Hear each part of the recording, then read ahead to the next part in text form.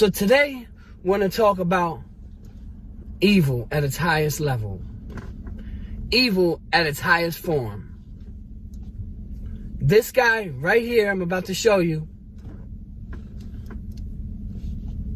Mr. Jose Santiago. Let's get a look at him first. Check this out. Let's look at this bozo.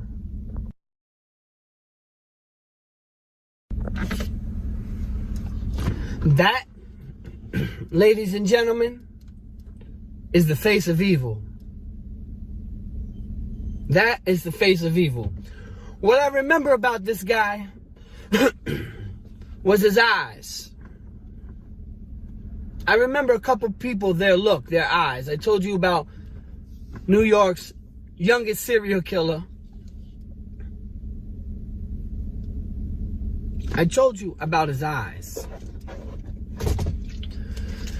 They were black. And when he looked at you, it gave you a weird feeling. That's what I remember about this guy, Jose Santiago, that picture that I just showed you. He's a child rapist and a child predator. And he's living in Camuy, does that sound right? C-A-M-U-Y, Puerto Rico. Camuy, Puerto Rico. That's where he's living right now. Let me tell you a little story about this bozo. See, back in the days, we weren't able to go on the computer and the internet and just easily get the information that we can now. Back then, you had to go on face value on what somebody told you pretty much that they were in penitentiary for. So, I was in the Queen's house with this guy. A bunch of us was in Queen's house. And, this guy, you know, he used to do a lot of silly things in the house. And I remember one day, he got into it with my boy, Chill. And Chill beat him up. They went one-on-one and Chill lumped him up. But dude used to still walk around like he was a killer. Long hair, Spanish dude, big, heavy set. Big, he had a long mustache and the eyes.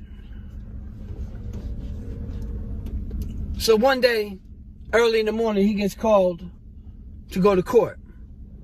Now, when you go to court early in the morning, it's a hassle when you're going to court. You got to get up early, you got to eat breakfast, you got to, go sit in pens all day. Then you got to get transported on buses, you got to get shackled and cuffed, sent to the courthouse. Then in the courthouse, you got to go into different pens.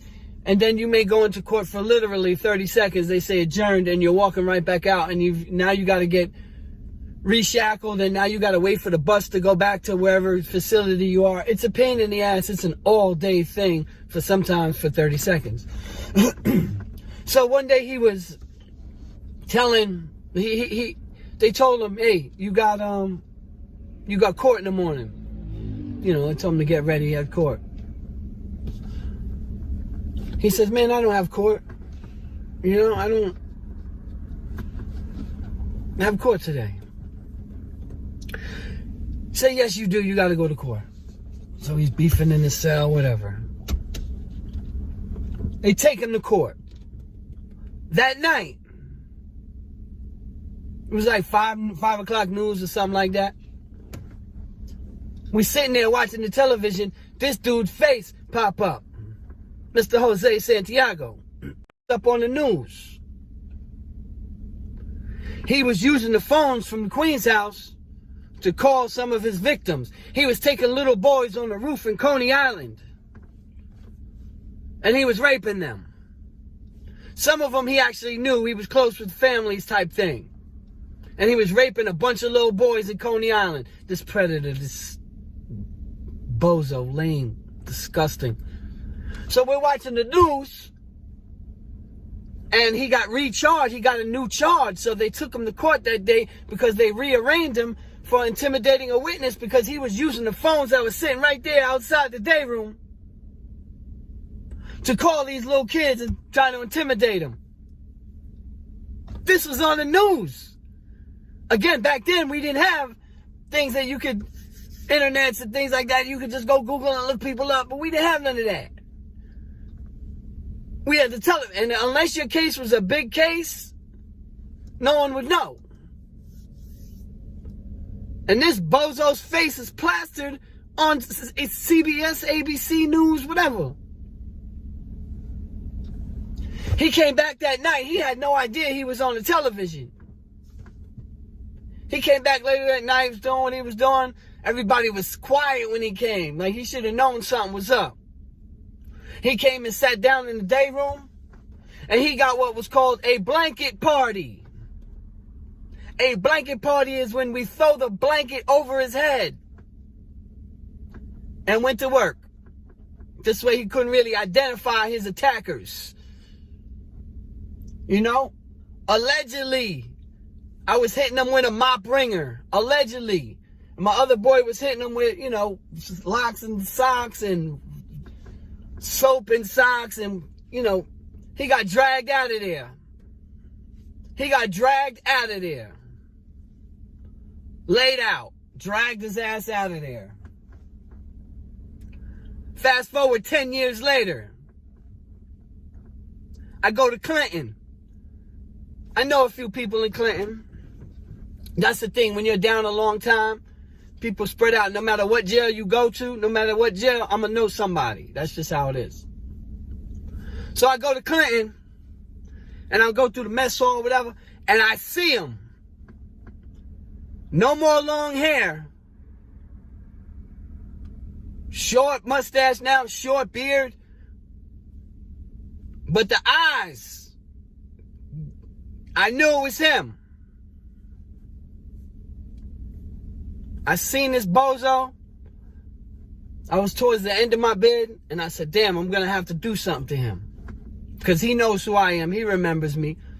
He looked at me, act like he didn't remember. Whatever, he looked away or whatever, but I knew. And I remember what I had done. And I remember seeing him bloody and dragged.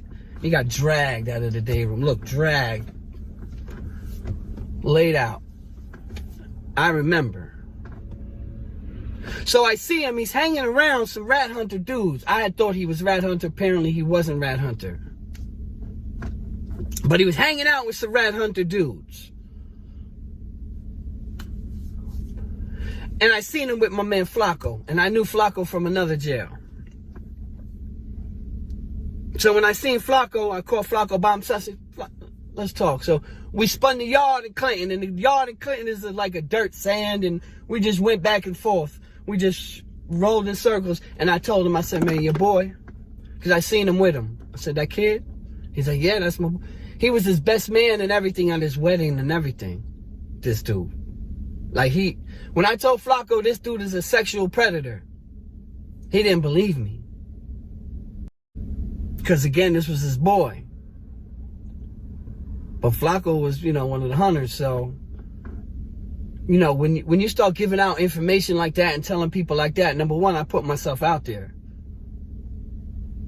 Right? I put myself out there. You got to show and prove that. So again, Flacco was my man, so it wasn't like that. He knew I was telling the truth. I knew dude's name and everything. So we go. I tell him, come on, let's go to the phones. Now at this time, by this year, this is 10 years later. Now the internet is up. Now you could Google people. Now you could go search their crimes and all that. I called home, called the family. Hey, Google, put this in the computer, boom, boom, boom. And there was 1,000 Jose Santiagos, but my boy knew his ID numbers. Put these ID numbers in. Boom, boom, boom. What's it say? And I gave him the phone. Sexual assault, sexual battery, all types of sodomies and... Yeah. He couldn't believe it. Again, he's apparently he was cool with the dude. But in that situation, I had to play chess. Otherwise, I would have had to do that myself. I would have had to stab him. But what happened was, he got hit. They hit him for being a sexual predator. He couldn't produce any paperwork. They had, they already knew because the charges was there. They They knew that. He couldn't produce, he didn't want to produce paperwork. He got dealt with. Chess. You got to play chess sometimes. But looking on the sexual offender recently list, I see he's in Puerto Rico right now. And I can't say, I don't know. Camuy, again, Camuy, Camuy, Puerto Rico, that's where he is. So all those people in that area of Puerto Rico, please watch your kids. Watch your kids. Because those kind of guys don't change. How he got released from prison in the first place, I don't know how many years he did, but it's ridiculous. When you're raping kids and raping boys on the roof, you think those guys get rehabilitated? Crazy. I wonder what's really going on in Puerto Rico, man, and I hope there's no little kids around them. And that's the story of Jose Santiago. Sexual predator, deviant, clown, bozo. Love you guys. You know the motto, people. Experience is the greatest teacher. But somebody else's experience can be just as valuable if you pay attention and listen. On that note, people, Fred White, signing off. This here is his address for all my people in Puerto Rico. Watch your kids. Because these kind of people just don't change. Once a rapo, always a rapo. Like, share, subscribe.